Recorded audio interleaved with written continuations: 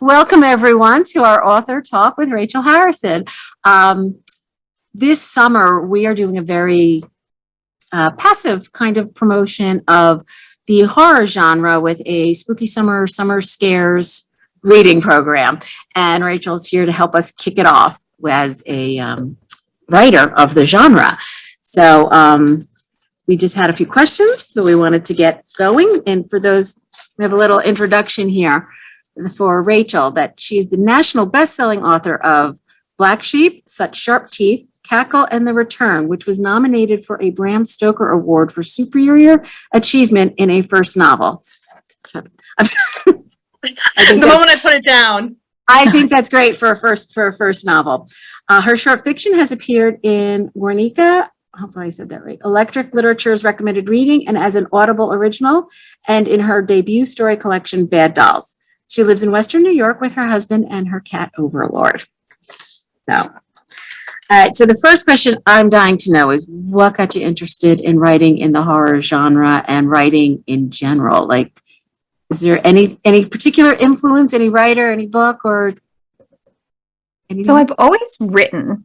I've always been obsessed with storytelling and stories, and I was a reader as a kid.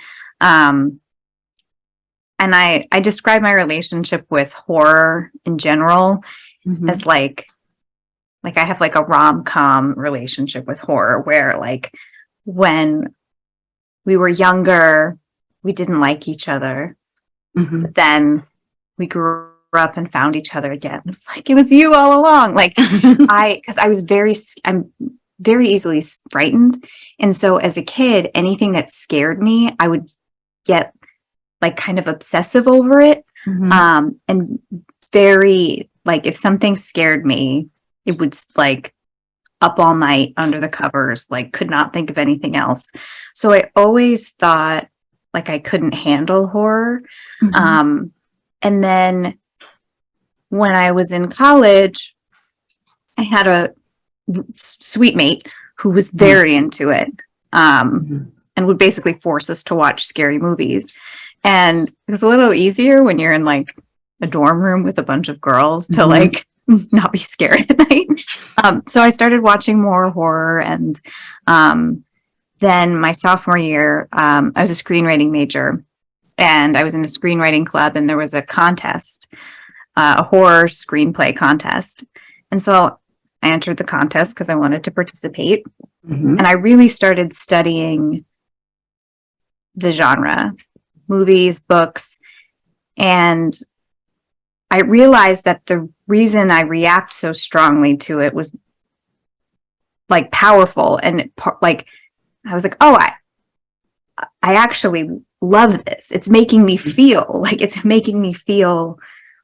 the most I possibly can feel while I'm reading these books and watching these movies. And I think that's when I really gravitated toward horror, when I like realized that, yes, it scares the hell out of me, but like there's also something powerful in feeling so much. And then from there, I kind of, I working in my 20s, different jobs, and I kind of found my way back into horror writing when I started writing short fiction.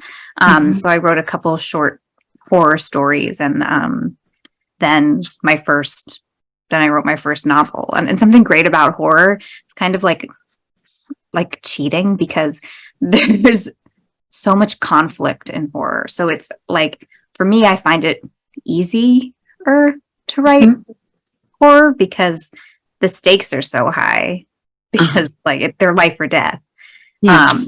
And I love that. It's just more fun to me. I kind of agree in that, rediscovering the horror genre, because I've had books, I've had movies scare the pants off of me, and I have some books that I haven't finished reading because they scared me so much in the beginning. And then more recently, over the past few years, I don't know if it was just something I decided I had to tackle or whatnot, but yeah, I agree with you that there's definitely something very powerful in some of these horror stories that really they get you, you know? So that's good. If you had to pick one book of what you've written so far, what would be your favorite? Ooh. Gosh. Like, what's your favorite child? And they're all behind. Yeah, exactly. It's okay. I was like, I don't tell my kids who's the favorite. We won't tell anybody which it is. It's hard because I like they're this is like the most like mom answer. I love them all in different ways. I think Unacceptable. So I think generally the last one I finish is always going to be my favorite because it's the closest to me. So I actually just finished a draft of my book that's coming out next after Black Sheep. But like Black Sheep, I think is really special to me because like it feels like very carefully crafted, and I try and challenge myself every time. And like there's some twists, so don't look at early reviews because they might give them away. I'm sure they're all glowing, but they might spoil stuff. And then Such Sharp Teeth, I was very attached to all of the characters. Like those characters, I love like spending time with them. And Cackle, I think the world, like the setting and the like everything at like, you know, who doesn't want to hang out in like a mansion in the woods? Like it was just whimsical and fun to write. And then The Return is special to me because it's my first book. And so, yeah, so they're all special. They're all favorites in their own. That was my most diplomatic answer. Now, kind of an offshoot on that. So if somebody has just discovered you but has not read any of your books, is there one that you would recommend they start with to kind of get a good idea of how you write, or does it not matter? Any one will do. Probably Such Sharp Teeth. It's interesting because I wrote The Return, and then for my second book, I did want to do something a little bit different because I didn't want to be like have people expect the same thing from me every time. But because of that, like The Return is probably my scariest book, and then Cackle is like my most whimsical. And so it's interesting because I always think about them chronologically, but I did have someone say, I read Cackle and I was not ready for The Return. I think Such Sharp Teeth kind of sits in the middle. And I also would say, like, if somebody is like new to me and just wants a taste of my voice and the stories, I have a story collection called Bad Dolls that's out in ebook and audiobook. And so it could be, if you want something to just try it out, a little sampling. Stories, yeah, the stories are a good sampling of kind of what you can expect. Yes, I like short stories. But dolls are one of my taboos. Before our chat, we talked about Talking Tina. Yes. Oh, Talkie Tina. You know, I'll never get over Talkie Tina because that episode, I watched the Twilight Zone marathon every year on New Year's. And from 2019 to 2020, it was Talkie Tina at midnight. And I was like, no. She cursed the entire Talking year. Tina has ruined any kind of realistic dolls or ventriloquist, dummies, ventriloquist dummies for me. Anyone not familiar, Twilight Zone, Talking Tina is a child's doll who, says, I'm Talking Tina and I want to be your friend, and progresses to, I am Talking Tina and I'm going to kill you. Good. Yeah, it's a great episode though. It's an awesome episode. And actually, this is the UK cut. So in the UK, it's coming out in like as a physical book, and this is the art, cool. And this is the doll. Yeah. Because I had read an interview where you mentioned reading, binging Twilight Zone during the shutdown, the COVID shutdown, and I was wondering if was Twilight Zone any kind of inspiration in any of your stories, or yeah. I mean, my office, like there's Rod Serling's there. He's ever. I've been watching Twilight Zone since I was a kid, and so definitely it's a big influence, especially in the stories that I write, the short stories. I think it's in terms of like the twists and stuff like that. And I think the duration for stories is better for kind of like a directly translating Twilight Zone. But when I wrote Cackle, there's an episode of Twilight Zone called A Good Life, I want to say. There's like a kid who controls things with his mind. Yes. And so everybody around him is very afraid of him and like constantly trying to appease him. Because if he gets mad, he'll like send you into the cornfield with his like telepathy. And it's a terrifying episode. And I was thinking of that like when I was writing Sophie's character, because everyone in town is like a little afraid of her and they're trying to appease her and like, oh, hi, how are you? And it's that like fake, like your voice goes up an octave. So yeah, I mean, since I watched them all when I was young, they're kind of just absorbed into my like child pudding brain. And so it's like an influence in everything I write, I think, even consciously or subconsciously.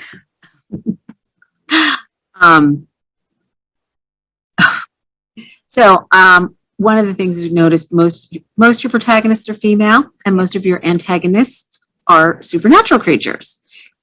Any reason that you pick for them to be? Because I mean, I love twists on supernatural, and sometimes the twist on the supernatural is that this monster is not really a monster. They're a lovable character, which I'm kind of finding out a little bit in such sharp teeth as I'm going through that.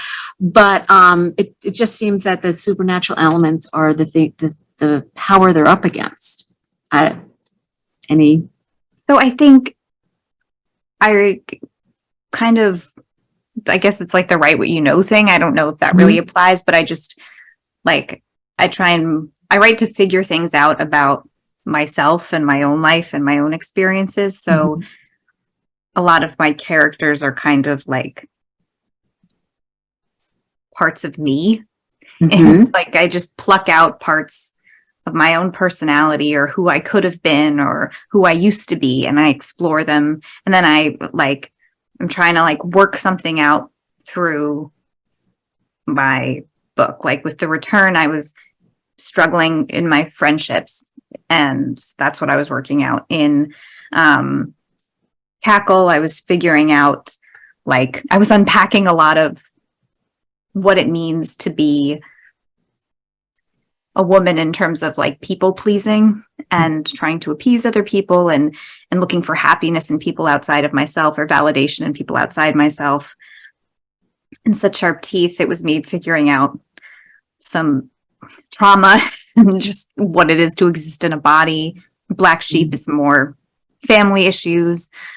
So everything I write is kind of like a little piece of me. And so that's why the protagonists are women.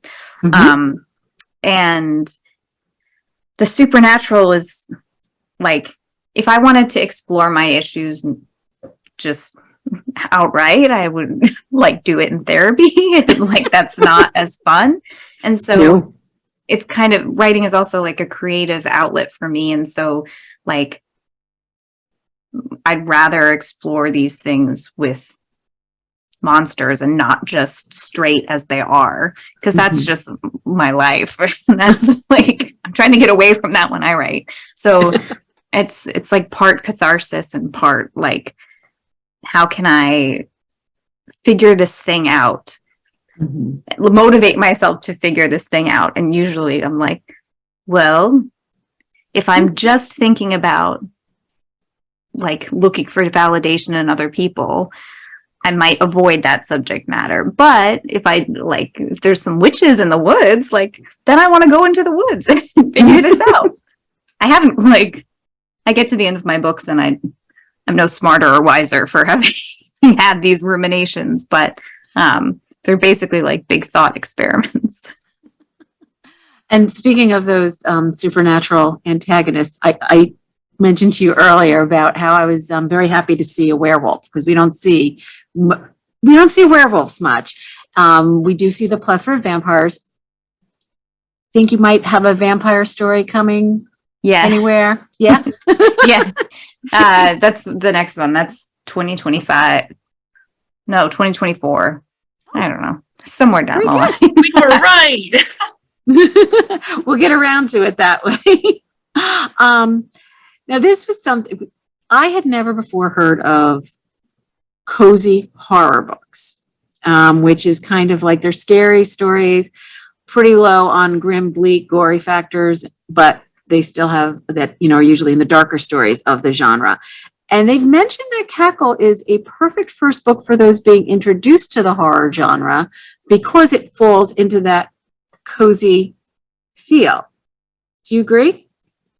I have not read Cackle, so I'm wondering from the author, do you think that it has more of those cozy elements or is it good horror? I'm like immediately like everything in my body clenched because there was like Twitter discourse about cozy horror like a few weeks ago, and I'm just like, I like saw the discourse happening and I was like, log out, stay as far away from this as possible. I think there's some like controversy over if cozy horror is still horror and whatever. And it's, for me as the author, it's not up to me to tell readers what, like, I can't think too much about like what I want, where I want my books to fit while I'm writing them, or else it might compromise the story. I didn't write Cackle intending for it to be cozy. I did intend for it to be different than The Return, because I hope to be doing this for a long time, and I didn't want to like have people expect something and then book 5 be different, and they'd be like, "What?" If book 2 is different, then they kind of know, like, "Oh, she's got variety." Yeah, from what I've seen, each of your books is different. They have like a little bit of a different plot, a little different twist. And I like that because for me, it's like, it keeps me interested. Basically, just like you said, you don't want the same thing over and over again. Sometimes it's nice for like, I mean, some authors you go to because you know what to expect in going in. And I think I have, I mean, it's always usually a female protagonist and figuring something out. But like, if somebody likes really scary books, then The Return might be for them. Or if they can't handle the scares, then Cackle might be better. If they like, medium heat, like such sharp teeth. So, I think trying not to think too much about where in the genre my books will fit. But I do like that Cackle can be a comfort read, because I think horror can be very comforting. So I'm happy to, if somebody reads it and are like, it's cozy horror, then like, yay. If not, for them. I'm trying to again be like very political. Like, I love all my children. Cozy horror is fine or not fine. I don't know. It's really like, as a writer, it's none of my business. The reader can figure this game.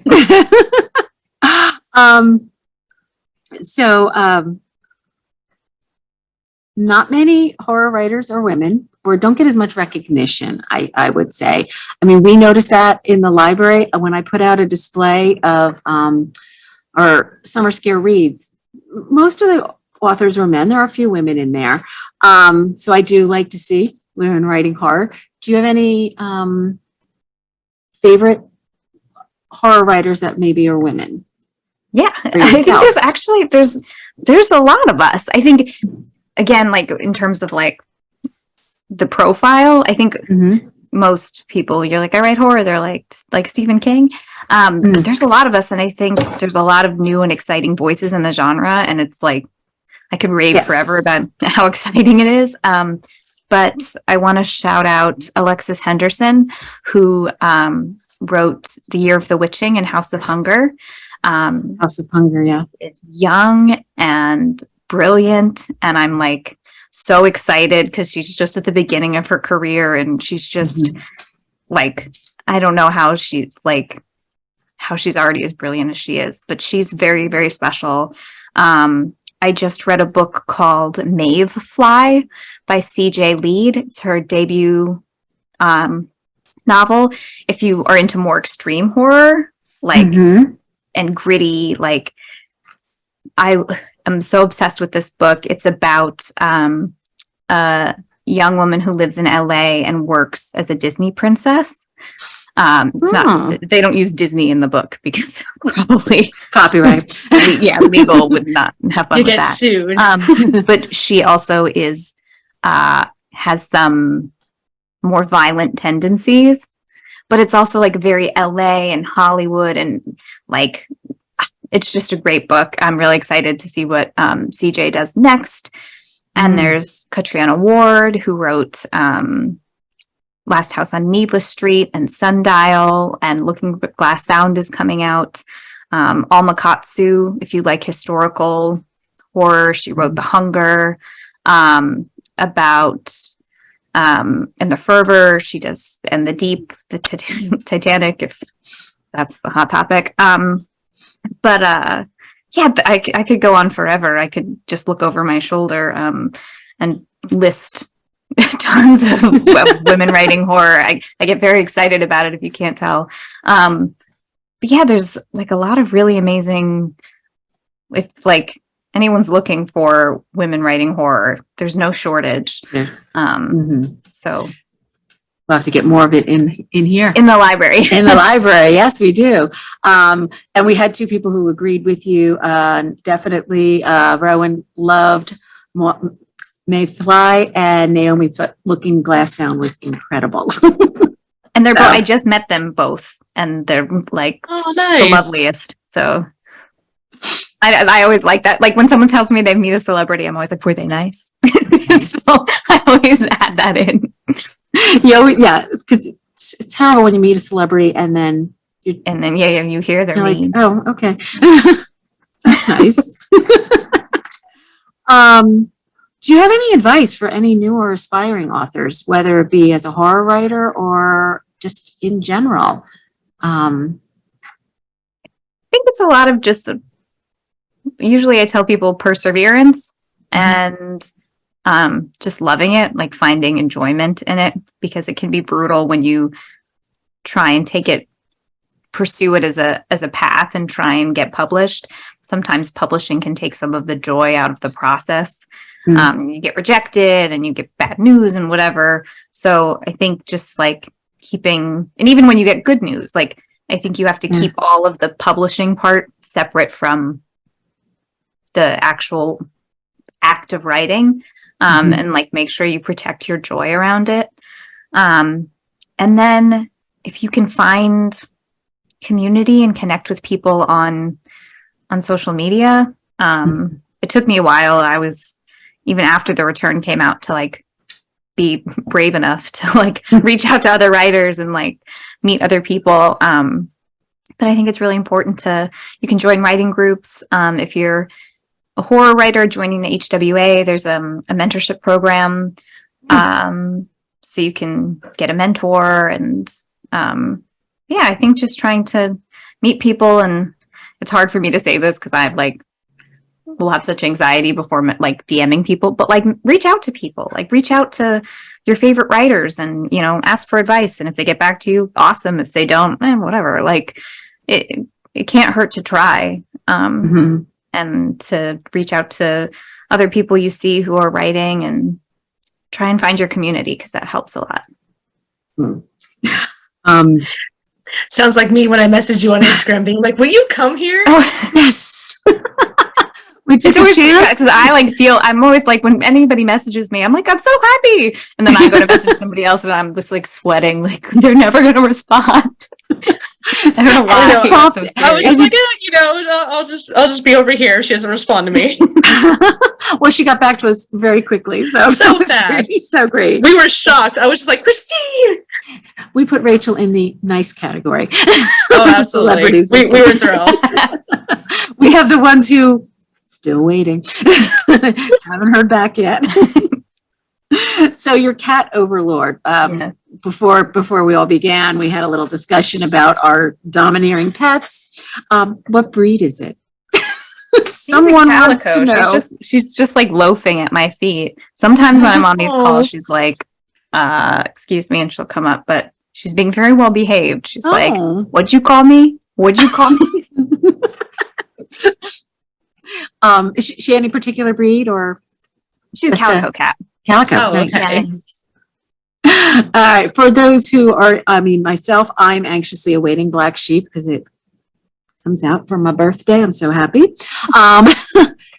But okay, we're gonna. If you had to describe Black Sheep in either one sentence or 5 words, real short, how would you describe it?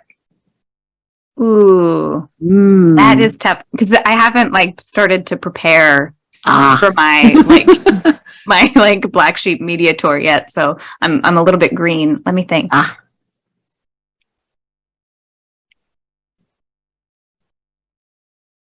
You can go home again, but it might cost you. Ooh. Dun dun dun. I know. I wish we had the little music cue here. So we had a question and a comment. How do you start writing an idea? Do you plot the major points and then write, or start writing and adjust as you go? Kind of both. Mm-hmm. I wish I was like a good outliner. But I'm too much of a rebel and I don't like anybody telling me what to do, even if it's my past self. So I think what I found is kind of like a balance. I need to have a balance of both. Because if I outline the whole thing, then I think it holds me back in the process because I'm like, oh, I have to hit this point, and then I get tripped up.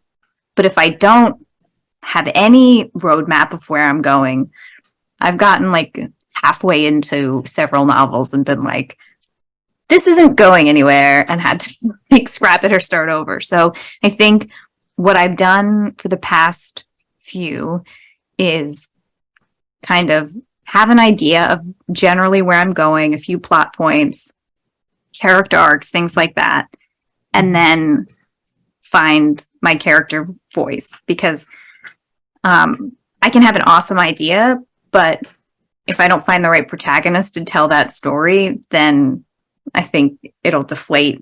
It's happened to me before. So it took me a while to find the voice for Vesper, my protagonist of Black Sheep. And once I did, everything worked. But until I found that, it wasn't working. So I kind of have to plot some stuff out and then find the character voice and start writing. And then once those two come together, that's when the magic happens. So, any advice on what to do when you get stuck on an important plot point? Like, what do you do? I'm trying. It. I'm having this flashback to like when I got stuck a couple months ago, and I had a complete like day of like breakdown and like this montage in my head. I could give like pretty advice, but like know that I get stuck and have total meltdowns as well. So I think to not be afraid of being stuck, because when I had this meltdown like 2-3 months ago, I like panicked, and then the panic became worse than the issue I was stuck on. And so, and I talked to one, again, having community helps, because I talked to one of my writer friends and I was like, I'm 35,000 words in. I don't know what I'm doing. I don't know where it's going. And they were just like, oh, 35. But yeah, everybody gets stuck there. And I was like, oh, okay. And that kind of took the panic away so I could move forward. Mm-hmm. I think just trying to be comfortable sitting in the stuck, and having faith that you'll get out of it. Because I think it's like quicksand. The harder you struggle, the more the faster you'll sink. And so I think just like relaxing and having faith that you'll get out. Mm-hmm. I think things will come to you. And then also, like, if you're stuck creatively, watching a movie, watching an episode of the Twilight Zone, something like a anthology series. I think that or reading a poem, just doing or listening to a podcast to kind of get inspiration outside of the stuck, and not just do what I did, which was stare at the wall, being like, oh my God, I'm stuck. What do I do? And then I got out of it, and I was like, and I had a happy ending. So, Mm-hmm. and if I had a little bit of faith, I could have saved myself. But half a day of heart palpitations. What is your favorite horror movie? Ooh, The Ooh. Orphanage. Oh, J.A. Bayona.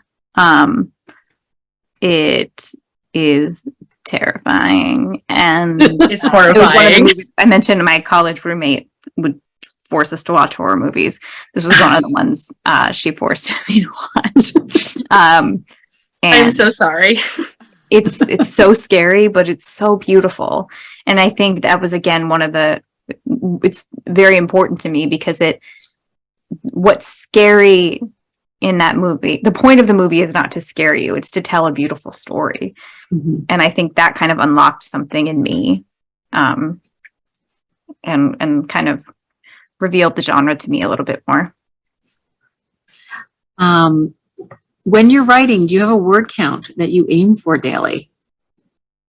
So this is my only job right now. So I'll say that before I say my word count. And also, I think it's important to like gauge for every writer to gauge what's comfortable for them.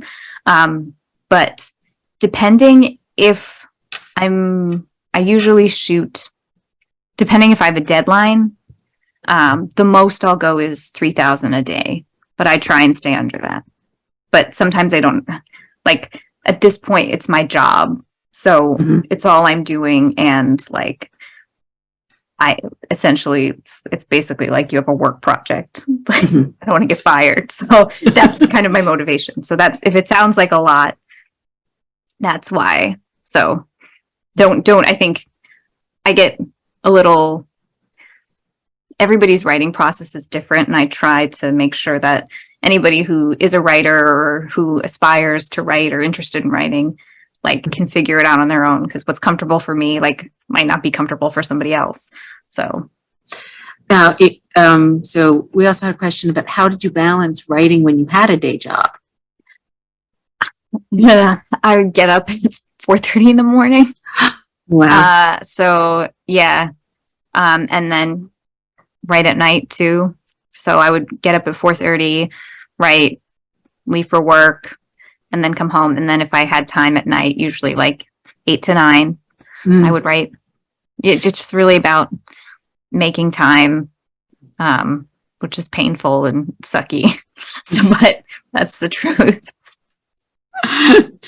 Christine, we actually got a direct message. One says, what has been your most unexpected source of inspiration? Ooh. That's a good question. Maybe podcasts? Like, before I wrote The Return, I started listening to lore. And just that, like, I would like ride the bus to work in the morning when I lived in Brooklyn, and I would listen to lore, and it was like dark out, and it was the perfect amount of time.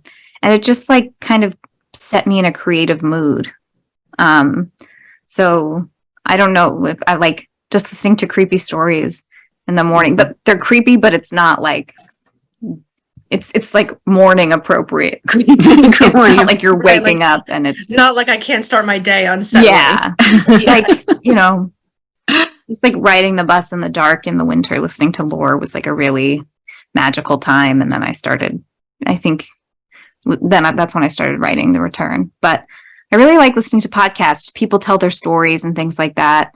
There's a podcast called This Is Actually Happening, where people talk about their experiences. And I think something about just hearing somebody tell you a story is very inspiring to me.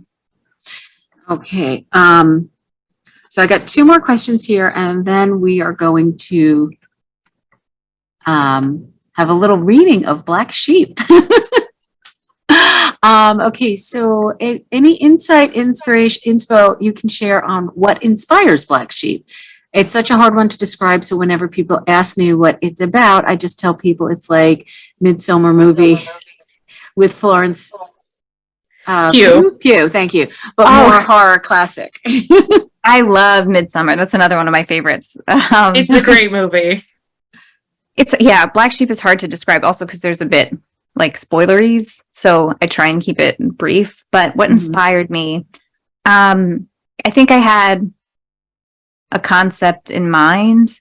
But also I think just as we get older and think about how our upbringing and how we were raised and how it influenced us. And, you know, there's those progressive insurance car commercials like homeowners insurance about becoming your parents. Yes. And I like those commercials. They like get me every time. I don't know why, they just hit me, right?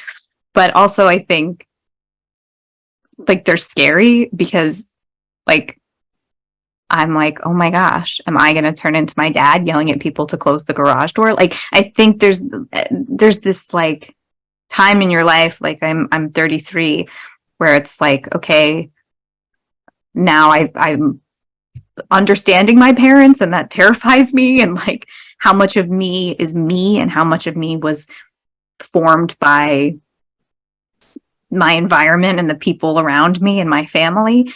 And it scared the hell out of me. It's scary to think about, like, would I have been a different person if I was raised by different people in a different environment? Probably. And so I don't know. That scared me, and that was kind of the origin for Black Sheep. Yeah. A recent read that really excited you, either the story itself, a twist, etc., whatever. I already said Maeve Fly. And then I just read This Wretched Valley by Jenny Kiefer, which is going to come out in January of 2024.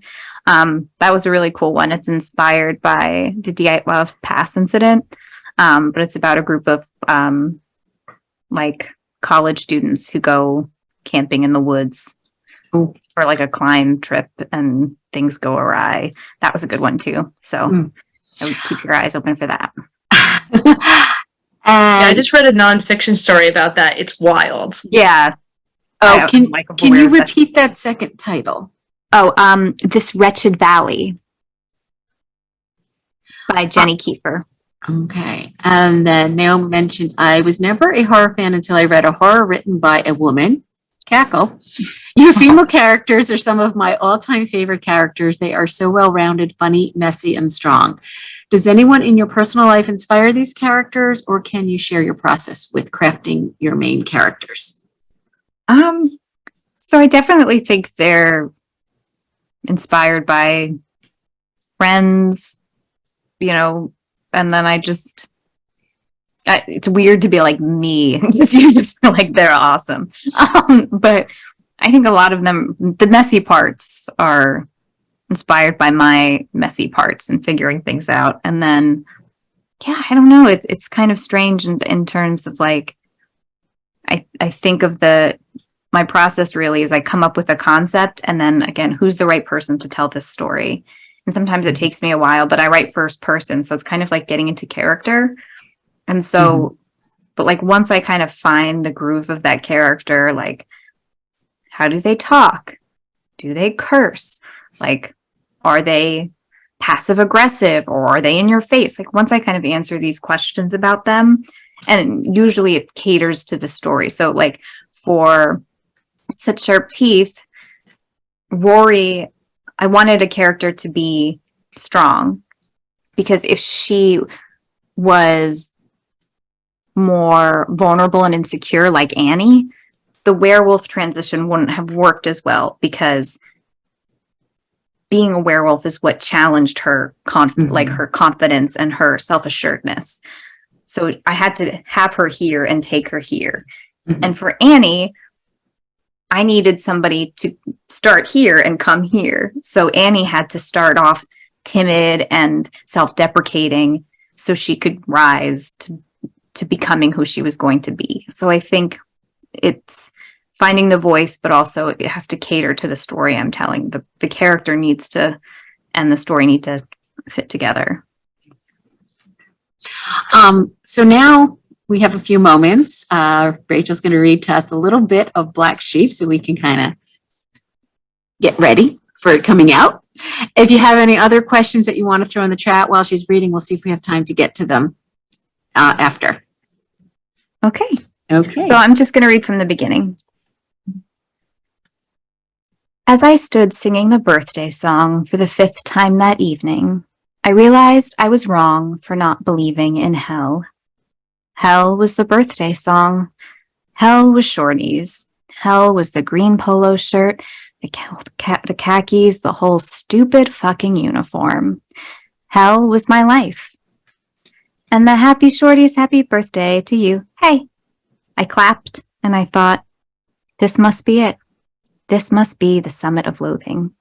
I imagined a climber atop Mount Everest, only bitter instead of victorious, grappling with their dissatisfaction with the view. Carrie presented the chocolate lava cake to the kid, and when he blew out the candle, we all applauded and whooped, and I longed to feel what I typically felt, which was numb, instead of what I felt in that moment, which was miserable. The kid's parents kissed his forehead, ruffled his hair. His sister asked meekly if she could try a bite. I observed them as I distributed extra spoons and napkins, and for the first time in a long time, I thought about my family. For the first time in a long time, I missed them. Or, if I'm being honest, which I suppose I should be, it was the first time in a long time that I admitted to myself I missed them, and how much. In that moment, I surrendered to the tidal pull of family, of blood. My hand found my neck, which was naked, absent the token of my youth, a sometimes coveted but more often resented piece of jewelry. You okay? Carrie asked, ushering me back to the kitchen. Sure, I said, unconvincingly. Awesome. Yeah, so I was wondering, she said, trailing off, distracted by a stain on her polo. Ugh, chocolate. That is chocolate sauce, right? Shit. Wondering what? I asked, checking the window for table 8's order. Do you think you could cover my section till close? She asked, batting her lashes, flakes of mascara falling to her cheeks like ash. Why would I do that? I said, poking my head into the window to see what the line cooks were up to, suspicious they were once again slacking off. Because I'm asking very nicely, she said, and because you owe me. I owe you? I pick up your shifts all the time. I snorted. When? Last week. I was sick, I said. It wasn't a lie. I was sick. Sick of working. Please, Bess. Why do you need to leave early? I said, sidestepping an over-ambitious busser who was barely balancing a tray of precariously piled dishes. She picked a waffle fry off of a plate in the window, a plate that was not for table 8. Sean? Sean? I asked, dumbfounded. Really? That guy? You're ditching work for that guy? You're so judgmental. The guy treats you like a travel toothbrush. He'll use you for a week straight, then forget about you for months, I said. And you either don't care or your self-esteem is too low to do anything about it. Either way, the whole thing is messed up. Her jaw hung open for a moment, eyes widened like those of a child discovering something new about the world, something brutal.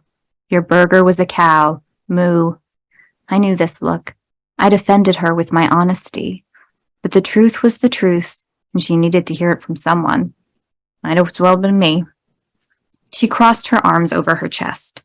Will you take my section or not? I don't really want to be aiding and abetting, but sure, I'll do it. But I swear, if I have to sing that goddamn birthday song one more time, it's game over.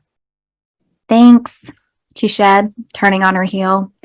She paused on her way to the back room, looked over her shoulder at me. You know, you're not pretty enough to get away with being as mean as you are, and you're really pretty. I almost applauded. It wasn't easy to burn me, and she'd straight up smoked my ego. Order up, got 8 in the window, yelled one of the line cooks. When I went to retrieve it, I thanked him, and then I heard him whisper under his breath, You're welcome, Your Highness. There were worse nicknames, worse insults, worse things. After 10 p.m., Shorty's turned into a cesspool of drunks and rubes, and some nights I'd have the patience for it, and other nights it'd make me want to cartwheel off a cliff. This night was one of the latter. 4 top at bar, Amy, the host, told me while snapping her gum. Staff wasn't allowed to chew gum, but she did anyway, and I respected her unwavering commitment to such a small act of rebellion. Great, I said, checking the clock. Close was in less than 45 minutes, and I doubted this new table would be out by then, meaning I'd have to stay late. I cursed Carrie and her bad decisions. I cursed my own. I peeked over and saw that the party was 4 dudes, one in a backward baseball cap.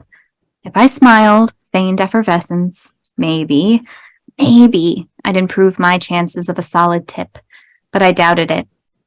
At that point, I'd been at Shorty's for 3 years and in the food service industry for 6, ever since I left home at 18. I could tell just by looking at someone what they were going to tip, down to the cent. It was like shitty magic, like an evil fairy bestowed a cruel, useless gift on me, a highly specific power of foresight. Hey, how we doing tonight? I asked the guys, approaching the table, struggling to summon any artificial zest. My name is Vesper, and I'll be taking care of you. Can I start you off with something to drink, or do you need a minute? Yeah, I'll take was how each of them ordered. I kept my head down, scribbling in my book, trying to ignore the hot nudge of a stare. I was being scrutinized in a way that was, unfortunately, quite familiar to me. I knew in my gut what was coming. I considered running. This is what I get for thinking of them, for missing them, I thought. I've called them back in. Vesper? I looked up instinctively at the sound of my own name. First of all, that's a rad name, the guy said. He was the oldest at the table, about the right age, mid to late 30s, old enough to have snuck into her movies, to have rented the videos. He had a 5 o'clock shadow, wore all black. His ears had been gauged once upon a time. A former Hot Topic punk. He probably bought her poster, had it up on his wall. I knew the one. In a cemetery, she posed provocatively in black fishnets, a chainmail bra, and a signature piece of jewelry that everyone assumed she wore just to be cheeky. Second, has anyone ever told you you look exactly like Constance Wright? Who? I asked. It was how I usually responded because I knew it'd piss her off. The Scream Queen? You know, the chick from Death Ransom, Bloody Midnight, Farm Possession, the Black Hallows Coven investigation. I shook my head, deriving devious joy from the lie. Seriously? You've never heard of any of those movies? I'm not into horror, I said. Another lie. I should get those drinks in. You don't need to be into horror to know Constance Wright. You have the exact same face, I swear to God. He took out his phone, and I bailed. Be right back with those drinks. I'd hoped that by the time I returned to the table, they'd have moved on to another topic, but no luck. When I went back to drop off their beers, the guy still had his phone out. He'd Googled her, pulled up her image page. And there she was. My mother. You seriously don't know who this is? He asked. She's an icon. Dude, relax, one of the other guys said. I don't see it, I said, shrugging. Sorry. Really? He asked. He seemed disappointed, and I felt a twinge of guilt for deceiving him, but it was necessary deceit. Maybe it's the hair, I said. I'd cut it off in an attempt to avoid situations like the one I was in, but the pixie didn't make a difference. Didn't change my face. The man nodded, retrieved his phone. He stared at the screen, scrolling through picture after picture of my mother. Guess you're a little young. You missed the golden age.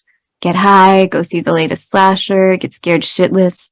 Everyone's talking about horror now, but nothing's scary anymore. It's all saying something. Doesn't need to say anything. Just has to be scary. He was talking to himself at that point, muttering. Probably why Constance Wright doesn't make movies anymore. You know, she lives down in Jersey. She has a farm out somewhere.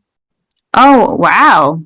Cool, I said, acting like it was surprising new information.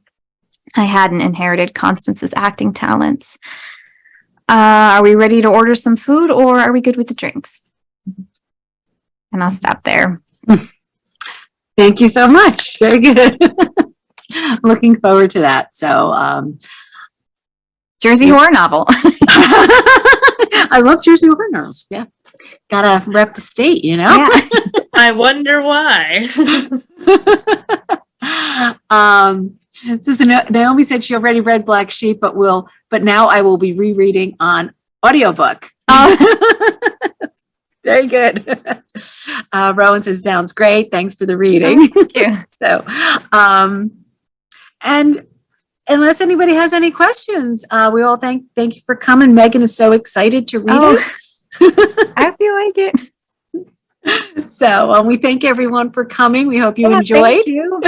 And thanks for having me. This was really fun. Perfect way to spend a Wednesday night. And I'm glad to kick off the scary, spooky summer. Scary, spooky summer. Yes.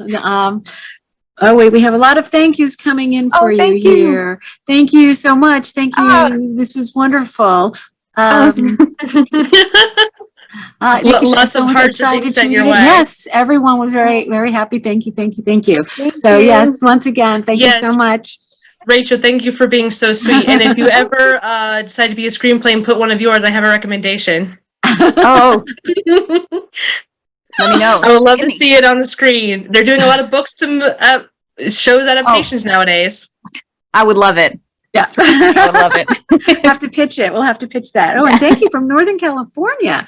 Thank you. From Northern California. Cool. We're so glad you found us. Well, thanks again. Thank you again.